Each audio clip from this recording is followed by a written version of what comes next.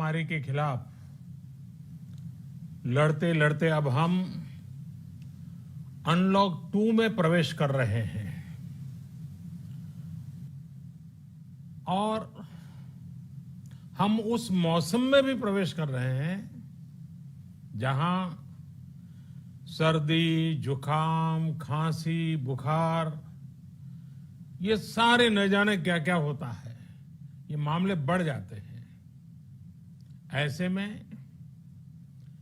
मेरी आप सभी देशवासियों से प्रार्थना है कि ऐसे समय अपना ध्यान रखिए। साथियों, ये बात सही है कि अगर कोरोना से होने वाली मृत्यु दर को देखें तो दुनिया के अनेक देशों की तुलना में भारत संभली हुई स्थिति में है। समय पर किए गए लॉकडाउन और अन्य फैसलों ने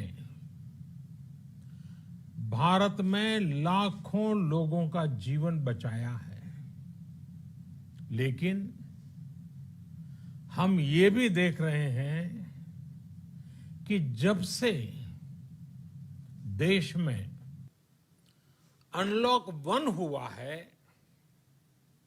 व्यक्तिगत और सामाजिक व्यवहार में लापरवाही जरा बढ़ती ही चली जा रही है।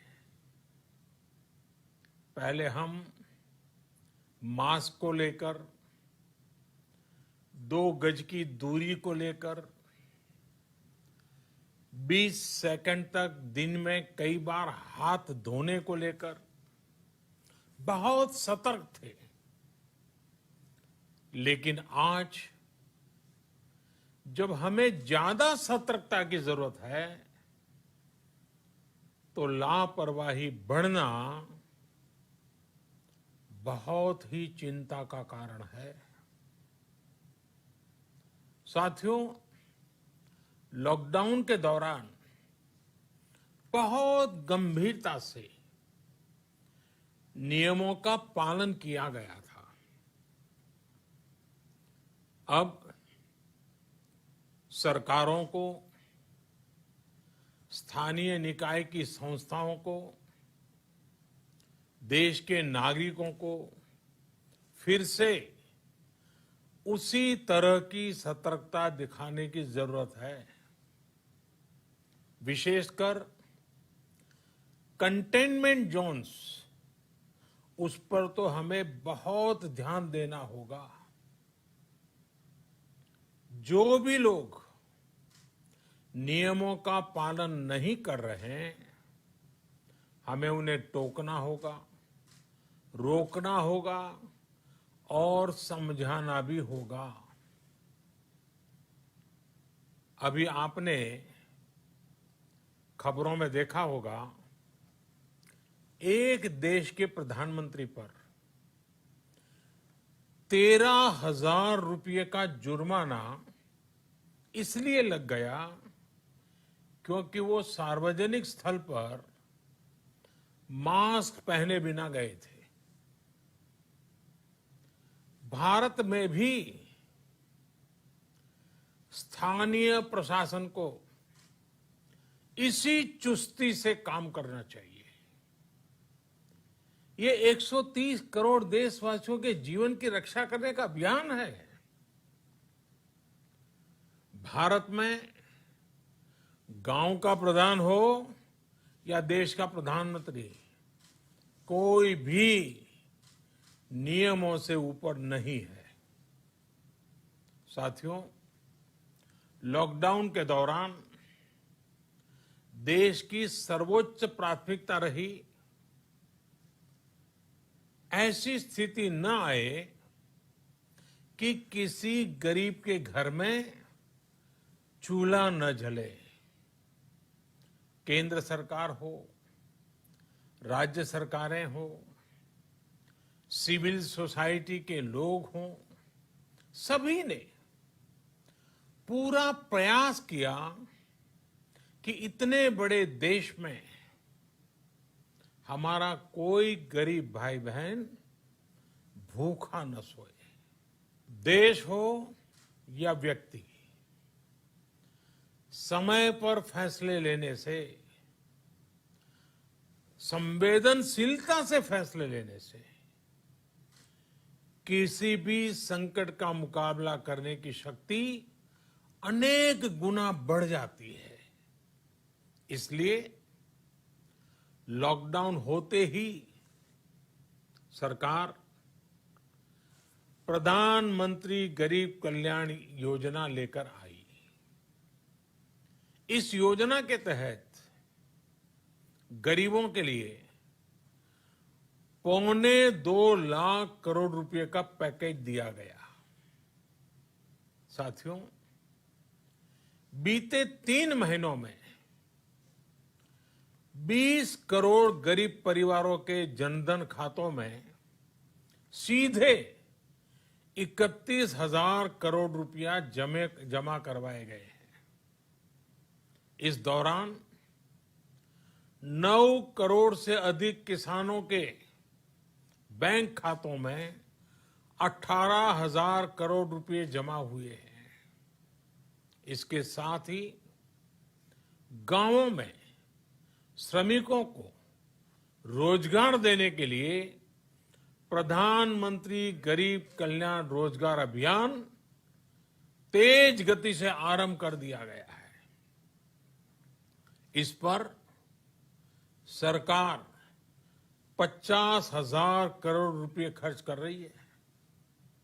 लेकिन साथियों, एक और बड़ी बात है जिसने दुनिया को भी हैरान किया है, आश्चर्य में डुबो दिया है। वो ये कि कोरोना से लड़ते हुए भारत में 80 करोड़ से ज्यादा लोगों को 3 महीने का राशन, यानी परिवार के हर सदस्य को 5 किलो गेहूं या चावल मुफ्त दिया गया। इसके अतिरिक्त प्रति परिवार हर महीने 1 किलो दाल भी मुफ्त दी गई। यानी एक तरह से देखें तो अमेरिका की कुल जनसंख्या से 2.5 गुना अधिक लोगों को, ब्रिटेन की जनसंख्या से 12 गुना अधिक लोगों को और यूरोपियन यूनियन की आबादी से लगभग 2 गुने से ज्यादा लोगों को हमारी सरकार ने मुफ्त अनाज दिया है। साथियों, आज मैं इसी से जुड़ी एक महत्वपूर्ण घोषणा करने जा रहा हूं। साथियों, हमारे यहां वर्षा ऋतु के दौरान और उसके बाद मुख्य तौर पर कृषि क्षेत्र में, एग्रीकल्चर सेक्टर में ही ज्यादा काम होता है। अन्य दूसरे सेक्टरों में थोड़ी सुस्ती रहती है। जुलाई से धीरे धीरे त्योहारों का भी माहौल बनने लगता है। अब आप देखिए, अभी 5 जुलाई को गुरु पूर्णिमा है, फिर सावन शुरू हो रहा है, फिर 15 अगस्त आएगी, रक्षाबंधन आएगा, कृष्ण जन्माष्टमी आएगी, गणेश चतुर्थी आएगी, ओणम होगा और आगे जाएं तो काटी बिहू है, नवरात्रि है, दुर्गा पूजा है, दशहरा है, दीपावली है, छठी मैया की पूजा है। त्योहारों का ये समय जरूरतें भी बढ़ाता है, खर्च भी बढ़ाता है। इन सभी बातों को ध्यान में रखते हुए ये फैसला लिया गया है कि प्रधानमंत्री गरीब कल्याण अन्न योजना का विस्तार अब दिवाली और छठ पूजा तक, यानी नवंबर महीने के आखिर तक कर दिया जाएगा। यानी 80 करोड़ लोगों को मुफ्त अनाज देने वाली ये योजना अब जुलाई, अगस्त, सितंबर, अक्टूबर, नवंबर में भी लागू रहेगी।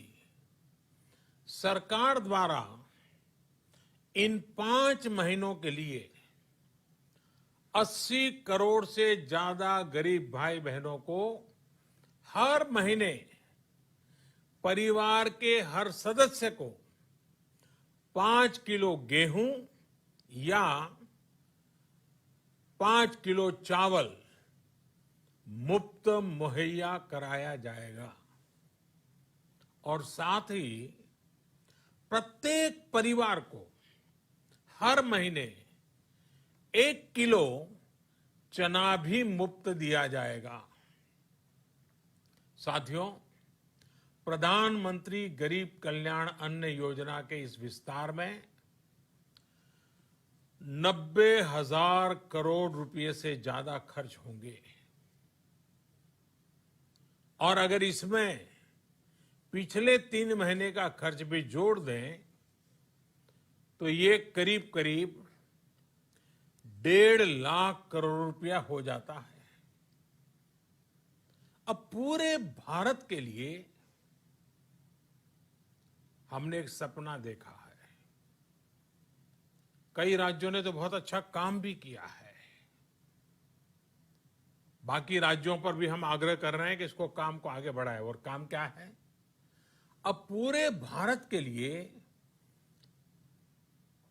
एक राशन कार्ड की व्यवस्था भी हो रही है। यानी एक राष्ट्र एक ration card, one nation one ration card.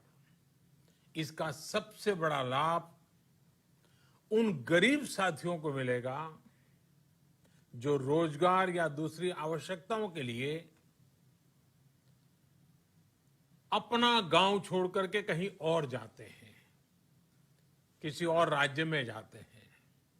साथियों, आज गरीब को, जरूरतमंद को सरकार अगर मुफ्त अनाज दे पा रही है तो इसका श्रेय प्रमुख रूप से 2 वर्गों को जाता है।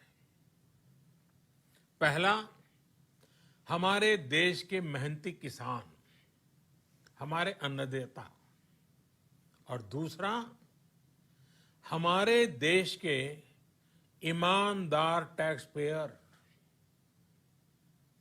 आपका परिश्रम, आपका समर्पण ही जिसकी वजह से देश ये मदद कर पा रहा है। आपने देश का अन्न भंडार भरा है, इसलिए आज गरीब का, श्रमिक का चूल्हा जल रहा है। आपने ईमानदारी से टैक्स भरा है, अपना दायित्व निभाया है, इसलिए आज देश का गरीब इतने बड़े संकट से मुकाबला कर पा रहा है। मैं आज हर गरीब के साथ ही देश के हर किसान, हर टैक्स पेयर का हृदय से बहुत बहुत अभिनंदन करता हूं, उन्हें नमन करता हूं। साथियों, आने वाले समय में हम अपने प्रयासों को और तेज करेंगे। हम गरीब, पीड़ित, शोषित, वंचित हर किसी को सशक्त करने के लिए निरंतर काम करेंगे। हम सारी एहतियात बरतते हुए इकोनॉमिक एक्टिविटीज को और आगे बढ़ाएंगे। हम आत्मनिर्भर भारत के लिए दिन रात एक करेंगे। हम सब लोकल के लिए वोकल होंगे। इसी संकल्प के साथ हम 130 करोड़ देशवासियों को मिलजुल करके संकल्प के साथ काम भी करना है, आगे भी बढ़ना है। फिर से एक बार मैं आप सबसे प्रार्थना करता हूं, आपके लिए भी प्रार्थना करता हूं, आपसे आग्रह भी करता हूं, आप सभी स्वस्थ रहिए, 2 गज की दूरी का पालन करते रहिए, गमछा, फेस कवर, मास्क ये हमेशा उपयोग कीजिए, कोई लापरवाही मत बरतिए। इसी आग्रह, इसी कामना के साथ मैं आप सभी को बहुत बहुत शुभकामनाएं देता हूं। धन्यवाद।